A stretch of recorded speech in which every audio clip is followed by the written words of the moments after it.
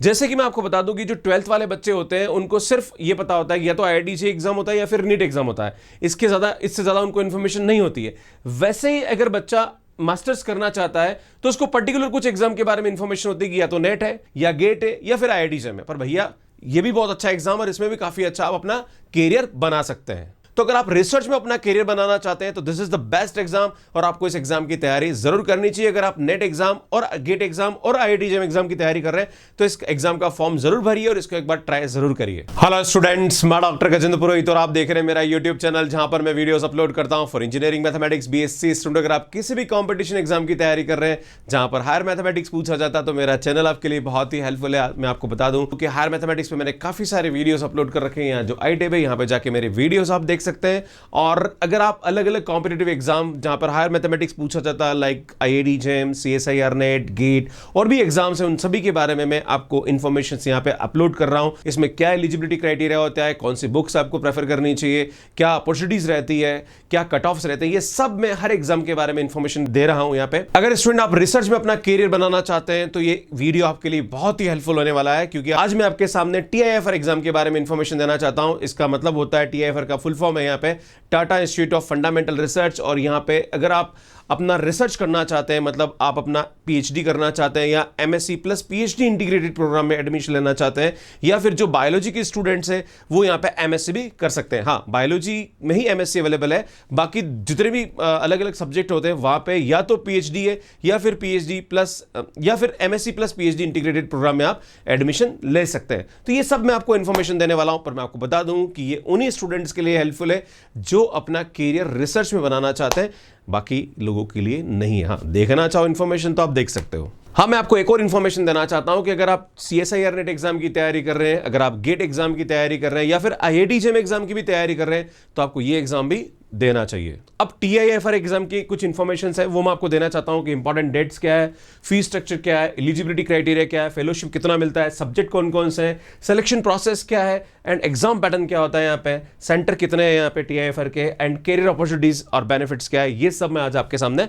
Discuss करने वाला हूं। लास्ट में बहुत अच्छी इंफॉर्मेशन देने वाला हूं तो पूरा वीडियो लास्ट तक जरूर देखना। अब बात करेंगे स्टूडेंट इंपॉर्टेंट डेट्स के बारे में। तो मैं आपको बताना चाहता हूं कि जैसे सीएसआईआर नेट एग्जाम की डेट हिली है ना, मतलब हिली इन द सेंस की चेंज हुई है कोविड की वजह से, वैसे ही टीआईएफआर एग्जाम की डेट में भी थोड़ा चेंजेस हुआ था पिछले 2 साल क्योंकि कोविड चल रहा था तो एग्जाम थोड़ा सा लेट हुआ था। जब कोविड नहीं था मतलब 2020 से पहले ये जो एग्जाम है इसका एप्लीकेशन जो अक्टूबर में निकलता था, लास्ट डेट जो होती थी वो नवंबर में होती थी और एग्जाम दिसंबर में होता था। ये पहले 2020 से पहले जब कोविड नहीं था। पिछले 2 साल में कोविड की वजह से इसका जो एप्लीकेशन फॉर्म है वो जनवरी में निकला था, फरवरी में लास्ट डेट थी और 7 मार्च को इसका एग्जाम हुआ था। अब बात करते हैं कि एलिजिबिलिटी क्राइटेरिया क्या है। तो मैं आपको बता दूं कि स्टूडेंट यहाँ पे एलिजिबिलिटी क्राइटेरिया में अगर आप पीएचडी करना चाहते हैं तो आपका मास्टर होना चाहिए, मतलब एमटेक या एमएससी होना चाहिए। अगर आप इंटीग्रेटेड पीएचडी करना चाह रहे हैं तो आप बीएससी बीटेक ये आपकी क्वालिफिकेशन होनी चाहिए। अगर आप एमएससी करना चाहते हैं मैं आपको बता दूं कि ये सिर्फ बायोलॉजी स्टूडेंट्स के लिए, तब आपका यहाँ पे बीएससी बीटेक होना चाहिए। मतलब अगर आप बायोलॉजी के स्टूडेंट हैं तो आपका यहाँ पे बीएससी बीटेक में आपका बायोलॉजी एक सब्जेक्ट होना चाहिए। सो अब फीस के बारे में बात करेंगे। फीस यहाँ पे मेल कैंडिडेट के लिए 1200 है, फीमेल कैंडिडेट के लिए 600 है। बाकी अगर आप एससी एसटी ओबीसी कैटेगरी में है तो आपकी फीस यहाँ पे 600 होती है। अब बात करेंगे फेलोशिप के बारे में। तो मैं स्टूडेंट बताना चाहता हूं कि अगर आप रिसर्च कर रहे हैं या फिर MSc plus PhD integrated program कर रहे हैं तो कहीं ना कहीं आपको फाइनेंशियल सपोर्ट अगर मिलता रहता है तो आप आराम से, क्योंकि ये जितने भी कोर्सेज है कहीं ना कहीं मतलब 21 की एज के आसपास रहते हैं, क्योंकि आप जब भी मास्टर्स कर रहे हो या पीएचडी कर रहे हो तो आपकी एज होती है उस टाइम पे कहीं ना कहीं फाइनेंशियल सपोर्ट की जरूरत पड़ती है। तो टीआईएफआर से अगर आप पीएचडी कर रहे हैं या फिर MSc plus PhD integrated program कर रहे हैं तो आपको फाइनेंशियल सपोर्ट बहुत अच्छा मिलता है। और मैं आपको बता दूं कि अगर आप यहाँ पे पीएचडी कर रहे हैं तो 31,000 रुपीज पर मंथ आपको टीआईएफआर स्कॉलरशिप देता है। अगर आप यहाँ पे इंटीग्रेटेड पीएचडी कर रहे हैं तो 21,000 पर मंथ है, ये 1 साल के लिए मिलेगा आपको 21,000 रुपए महीना। एंड देन उसके बाद नेक्स्ट ईयर से आपको 31,000 पर मंथ मिलना स्टार्ट हो जाएगा। बात करेंगे बायोलॉजी वाले स्टूडेंट मास्टर्स कर सकते हैं, मैंने आपको बताया था, उनको यहाँ पे 16,000 पर मंथ प्लस एचआरए यहाँ पे मिलता है। जैसे कि मैं आपको बता दूं कि जो 12th वाले बच्चे होते हैं उनको सिर्फ ये पता होता है कि या तो आईआईटी से एग्जाम होता है या फिर नीट एग्जाम होता है। इससे ज्यादा उनको इंफॉर्मेशन नहीं होती है। वैसे ही अगर बच्चा मास्टर्स करना चाहता है तो उसको पर्टिकुलर कुछ एग्जाम के बारे में इंफॉर्मेशन होती है कि या तो नेट है या गेट है या फिर आईआईटी जेईई है। पर भैया ये भी बहुत अच्छा एग्जाम और इसमें भी काफी अच्छा आप अपना कैरियर बना सकते हैं। अब मैं बात करूंगा यहाँ पे सब्जेक्ट्स के बारे में कि किन किन सब्जेक्ट में आप अपना पीएचडी कर सकते हैं या फिर इंटीग्रेटेड पीएचडी कर सकते हैं। तो यहाँ पे फिजिक्स है, केमिस्ट्री है, मैथमेटिक्स है, बायोलॉजी है, कंप्यूटर एंड सिस्टम साइंस है। इन सभी सब्जेक्ट में आप अपना यहाँ पे पीएचडी या फिर इंटीग्रेटेड पीएचडी कर सकते हैं। अब बात करेंगे एग्जाम पैटर्न के बारे में। तो स्टूडेंट सबसे पहले बात करूंगा बायोलॉजी। तो बायोलॉजी में जो एग्जाम पैटर्न होता है, इसमें यहाँ पे 4 सेक्शन होते हैं पेपर के अंदर, जिसमें हर सेक्शन में 15-15 क्वेश्चन पूछे जाते हैं। जैसे फर्स्ट सेक्शन में 15 क्वेश्चन जो होते हैं वो जनरल एप्टीट्यूड के पूछे जाते हैं, और इसके अंदर लाइक 10 क्वेश्चन में हमारे पास 1 मार्क का होता है, एंड यहाँ पे -1/2 की नेगेटिव मार्किंग होती है, और 5 क्वेश्चन जो होता है वो 2 मार्क्स के होते हैं एंड -1/2 की नेगेटिव मार्किंग होती है। इसमें बी पार्ट में यहाँ पे हमारे पास 15 क्वेश्चन पूछे जाते हैं फिजिक्स के ऊपर। इसमें 10 क्वेश्चन जो होते हैं वो 1 मार्क के होते हैं, -1/2 की नेगेटिव मार्किंग होती है, एंड 5 क्वेश्चन होते हैं जो 2 मार्क्स के होते हैं, -1/2 की नेगेटिव मार्किंग होती है। इसमें बात करें 15 क्वेश्चन यहाँ पे सी पार्ट में केमिस्ट्री के पूछे जाते हैं, अगेन वो की वही सिस्टम है जो यहाँ पे है। इसी टाइप से 15 क्वेश्चन यहाँ पे बायोलॉजी के पूछे जाते हैं, वो के वही मार्क्स यहाँ पे होते हैं। 10 क्वेश्चन जो होते हैं वो हमारे पास 1 मार्क के होते हैं, -1/2 की negative marking, and 5 question 2 marks के होते हैं, -1/2 की नेगेटिव मार्किंग। तो अगर आप बायोलॉजी सब्जेक्ट के साथ हो और आप यहाँ पे TIFR एग्जाम देना चाहते हो, तो यहाँ पे आपके पास टोटल 60 क्वेश्चंस आते हैं। अब आपके मन में सवाल उठेगा कि सर MSc अगर मैं करना चाहता हूं तो फिर एग्जाम क्या होगा, अगर मैं PhD करना चाहता तो एग्जाम क्या होगा, अगर मैं इंटीग्रेटेड PhD करना चाहता तो एग्जाम क्या होगा। तो मैं आपको बता दूं कि यह सब के लिए एक ही एग्जाम होता है, बस कट ऑफ अलग अलग होती है, राइट। मान लीजिए मैथ्स का स्टूडेंट अगर वो करना चाहता है PhD या फिर इंटीग्रेटेड PhD, तो उसके लिए कोई सेपरेट एग्जाम नहीं होता है, सिर्फ एक ही एग्जाम होगा। कट ऑफ अलग अलग जाएगा। जब आप एग्जामिनेशन फॉर्म भरते हैं तो वहां पे ऑप्शन पूछा जाता है, उस ऑप्शन के हिसाब से वहां पे कट ऑफ डिसाइड होता है। इसी टाइप से बात करेंगे केमिस्ट्री के अंदर। तो स्टूडेंट केमिस्ट्री के अंदर यहाँ पे नंबर ऑफ क्वेश्चन जो आते हैं वो 40 आते हैं, एंड यहाँ मार्किंग जो होती है वो हर क्वेश्चन 3 मार्क्स का होता है और -1 की नेगेटिव मार्किंग होती है, और यहाँ पे सिर्फ एक सेक्शन होता है। बात करेंगे यहाँ पे computer science and system science. अगर कोई इंजीनियरिंग स्टूडेंट है और इंजीनियरिंग स्टूडेंट कंप्यूटर साइंस के अंदर अपना बीटेक कर रहा है और वो रिसर्च में अपना करियर बनाना चाहता है, this is the best exam, right. और यहां पे बता दूं कि यहां पे 3 पार्ट आते हैं कंप्यूटर साइंस वाले स्टूडेंट्स के लिए। अगर आप BSc कंप्यूटर साइंस कर रहे हो, अगर आप BE कंप्यूटर साइंस कर रहे हो, अगर आप BTech कंप्यूटर साइंस कर रहे हो, तो ये एग्जाम में आप यहां पे एलिजिबल हो। तो यहां पे 3 सेक्शन आते हैं। पहला सेक्शन जनरल एप्टीट्यूड का होता है, 15 क्वेश्चन पूछे जाते हैं, 4 मार्क्स का होता है हर क्वेश्चन, और -1 की नेगेटिव मार्किंग होती है। कंप्यूटर साइंस पे भी यहाँ पे वही 15 क्वेश्चन, 4 मार्क्स का एक क्वेश्चन, -1 की नेगेटिव मार्किंग। इसी टाइप से सिस्टम साइंस से 15 क्वेश्चन आते हैं, हर क्वेश्चन 4 मार्क्स का होता है एंड -1 की नेगेटिव मार्किंग होती है।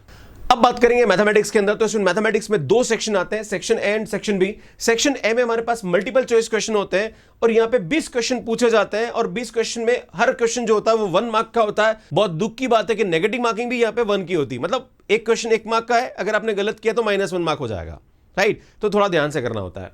अब बात करेंगे सेक्शन बी। सेक्शन बी जो होता है वो ट्रू फॉल्स पे होता है ना, या तो सही है गलत है ना, सच्चा झूठा वाला बात है ना। तो यहाँ पे 20 क्वेश्चन आते हैं और हर क्वेश्चन 1 मार्क का होता है, अगेन यहाँ पे नेगेटिव मार्किंग क्या होती है, -1 से होती है। अब बात करेंगे फिजिक्स के बारे में। तो फिजिक्स में भी यहाँ पे 2 सेक्शन होते हैं।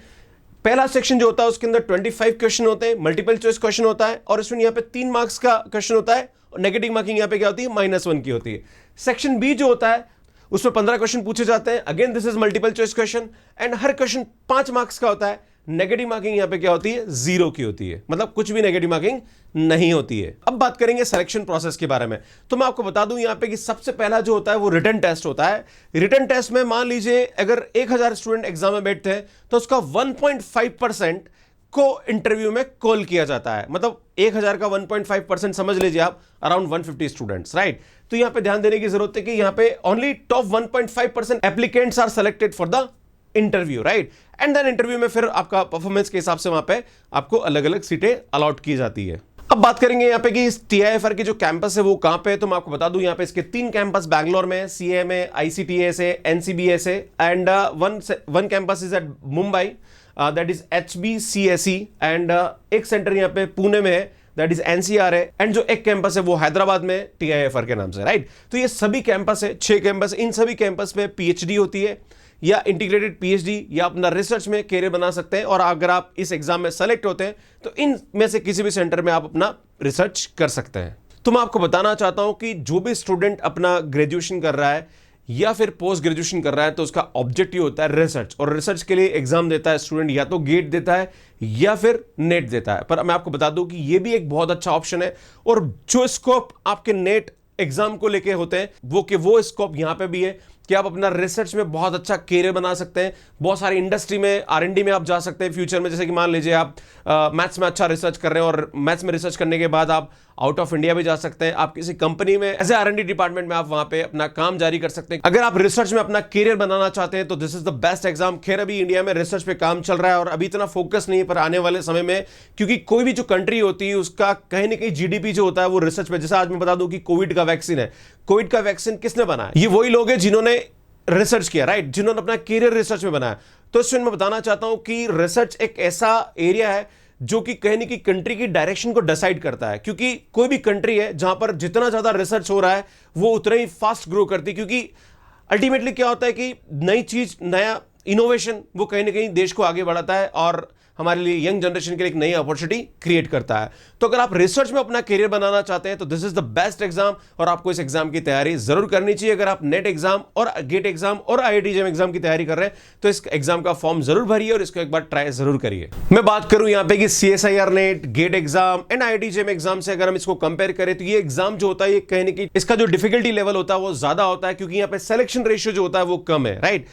पर मैं आपको बता दूं कि अगर आप रिसर्च में अपना करियर बनाना चाहते हैं तो यह भी एक बहुत अच्छा एग्जाम है और बेस्ट एग्जाम है, तो आपको इसको देना चाहिए। अगर आप TIFR एग्जाम मैथमेटिक्स सब्जेक्ट के साथ देना चाहते हैं तो मैं नेक्स्ट वीडियो लेके आने वाला हूं जहां पर मैं आपको बताऊंगा सिलेबस, बेस्ट बुक्स क्या है, एग्जाम पैटर्न क्या है, सब्जेक्ट वाइज यहां पे कितने क्वेश्चंस पूछे जाते हैं और क्या सब्जेक्ट आपको पढ़ना चाहिए और किस पे ज्यादा आपको ध्यान देना चाहिए और इस एग्जाम की तैयारी कैसे करनी, वो सब मैं आपको बताने वाला हूं। तो अगर आपने चैनल सब्सक्राइब नहीं किया तो सब्सक्राइब कर लीजिए, नोटिफिकेशन बेल को प्रेस कर लीजिए सो दैट कि आने वाले जितने भी क्लासेस हैं उनके नोटिफिकेशंस आपको मिलते रहे। और मैं आपको बता दूं कि इन सभी एग्जाम के बारे में पूरी इंफॉर्मेशन मैंने दी है, लाइक IIT JEM एग्जाम क्या है, इसमें क्या करियर अपॉर्चुनिटीज हैं, गेट एग्जाम के बारे में एंड CSIR नेट एग्जाम के बारे में। तो स्टूडेंट ये सभी के बारे में आप पता करना चाह रहे हैं तो लास्ट में मेरे यहाँ पे वीडियोस आप देख सकते हैं, लिंक डिस्क्रिप्शन में भी आपको मिल जाएगा। मुझे लगता है कि मैं जो ये सीरीज लेके आया हूं एग्जाम के बारे में जरूर हेल्प कर रही होगी और प्लीज अगर हेल्प कर रही है तो मुझे कमेंट करके जरूर बताइए। ये वीडियो उन स्टूडेंट को जरूर शेयर करिए जो अपना करियर रिसर्च में बनाना चाहते हैं या जो CSIR नेट गेट एग्जाम की तैयारी कर रहे हैं। Thank you so much for watching me. Like करिए, शेयर करिए और चैनल को जरूर सब्सक्राइब करिए। धन्यवाद।